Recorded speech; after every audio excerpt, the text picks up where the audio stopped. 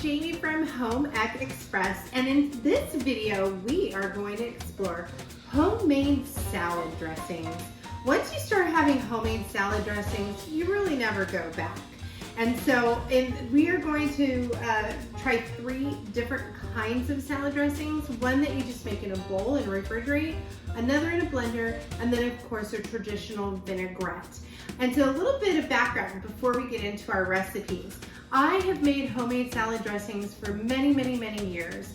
And not only is the flavor absolutely rockin', but you also have better control over the ingredients. So you don't have any of the chemicals, you don't have the preservatives, and you don't have high fructose corn syrup, which is one of the culprits of most of our health problems. And so you will never go back once you start having fresh homemade salad dressings. So the first one we're going to make today is an adaptation of Drummond's homemade ranch dressing, and with a few little of my own twists and substitutions in there.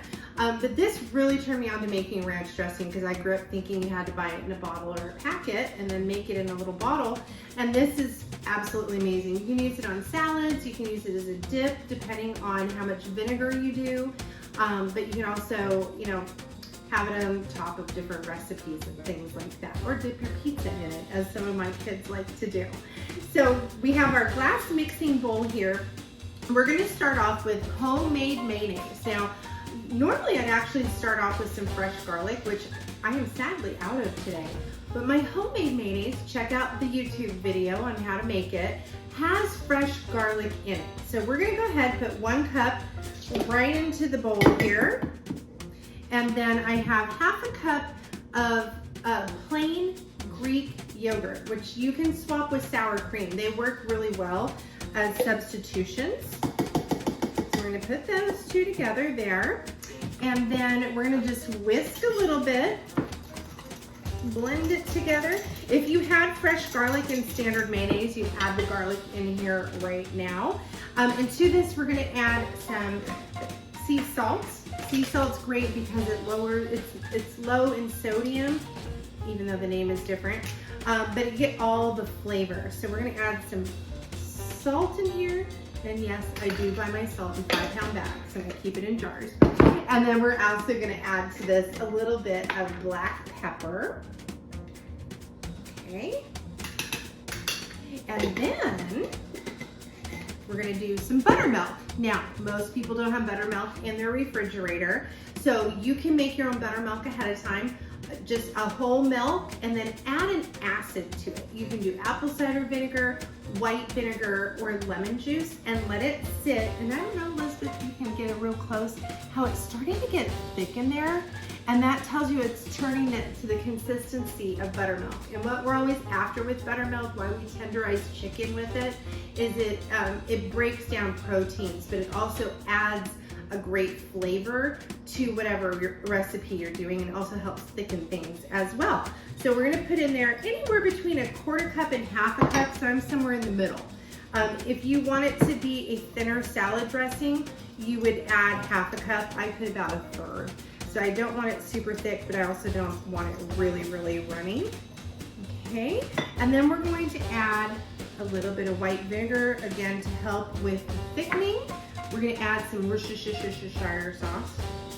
Nobody ever knows how to say that. We have some dried dill. If you had fresh dill, you wanna do about 2 tablespoons of minced fresh dill. So this is less than a tablespoon.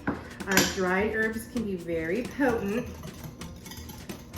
Okay, it's already starting to smell absolutely delicious, and we're not even done yet. I add a little tiny bit of cayenne. You can also add a hot sauce, like a couple dashes of hot sauce if you wanted, like a Tabasco, or if you want to go a little bit more like a Hispanic flavor, you can go with Tapatio. This recipe can be adapted in many ways in order to make it happy for your family, and if you're kind of going with a little theme with your meal. So I've got some fresh chives here, and we're just going to cut these into smaller pieces, and then we're gonna add fresh parsley leaves into my bowl here. And fresh is best when you have parsley and herbs, if you can get it. And parsley is pretty abundant. Flat leaf is the easiest to work with, and we're gonna mince this, but I'm gonna show you the easiest way to mince herbs. Your chives, cilantro, parsley, whatever you're doing. If you wanna turn this into more of like a Mexican ranch type of dressing, swap the parsley for cilantro. And we're gonna take some kitchen shears inside this little prep bowl, and we're just gonna mince this down. So I have the chives in there as well. So everything's going to get really fine in just a moment. And get control over your kitchen shears there. And mince it as much as you want. So some people like things to have a little bit more texture. Other people hate texture. So you get to be the judge. The more that you mince in the cup, the finer your herbs will get in here. Okay, that's it. And we're going to add this into our mixing bowl. There we go. And we're going to just give it one last whisk. Look at all that color in there, Elizabeth. This is going to be delicious. Now, all you have to do, pour it into like a mason jar with a nice lid, or you can just cover this bowl, stick it in the refrigerator for an hour or two so that the flavors marry, and it's ready to go. It will last easily a week in the refrigerator as long as you keep it sealed. That's your homemade ranch dressing. So we're gonna just take a moment, we're gonna get the blender set up, and we're gonna show you another great favorite recipe.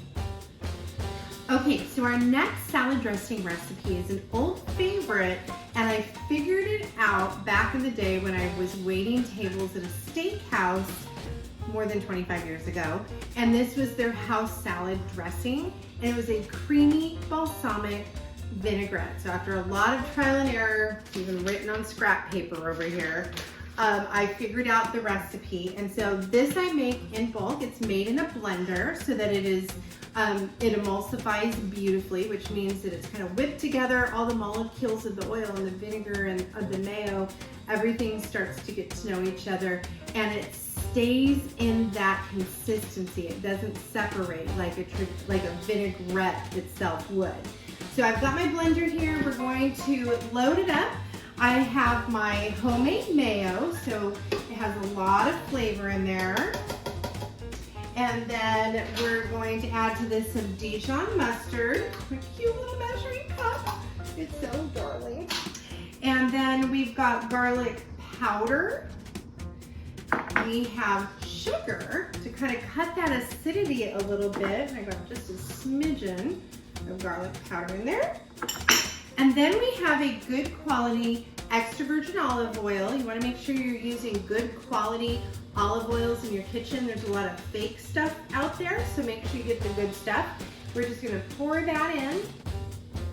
And then I have a wonderful good quality balsamic vinegar. We're going to pour that in. There we go.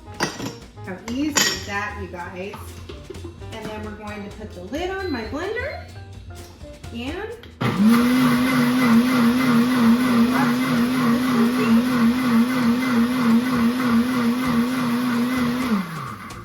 take a little look in there. Let's give it another moment. It sings.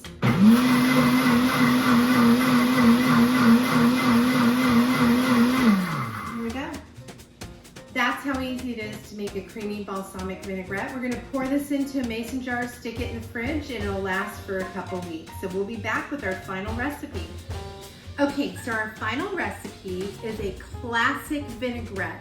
So you can combine different kinds of oils, different kinds of vinegars, but it's the same ratio. It's gonna be 3 parts olive oil, 1 part vinegar. So we're just gonna use a good old mason jar here and pour in our oil first. And then I'm going to use red wine vinegar. You can use balsamic, white wine vinegar, whatever your heart desires. And we're going to do 1 part vinegar in here. You can just eyeball it. Some people really love vinegar. They might want more vinegar, less vinegar. It's completely a preference thing. So for this, we're gonna just kind of do like a basic Italian vinaigrette. And so I'm gonna add a little salt and pepper.